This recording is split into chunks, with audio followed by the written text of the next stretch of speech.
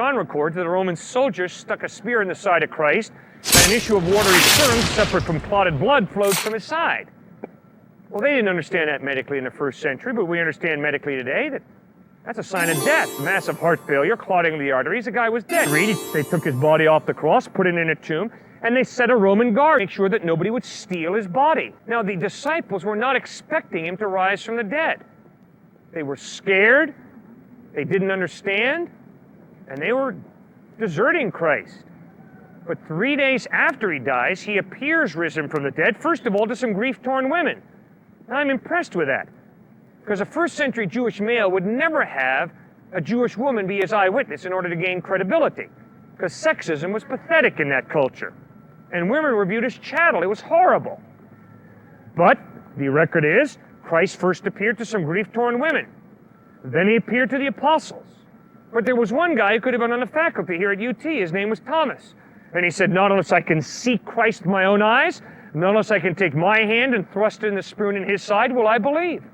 And one night all the disciples are together. Thomas is there. Suddenly Christ stands among them, walks right up to Thomas and says, there's my man right here. Take your hands, put in the nail prints in my hands.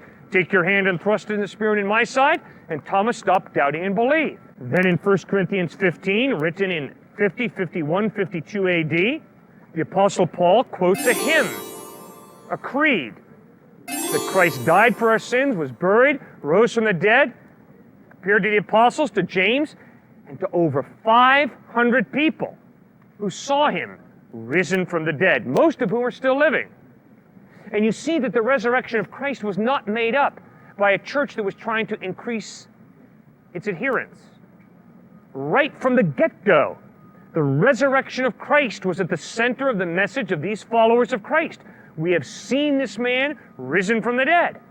Then, one after another, they stood before Roman soldiers, and the Roman soldiers said, acknowledge Caesar as Lord and live, or else maintain that Jesus is Lord and we'll kill you.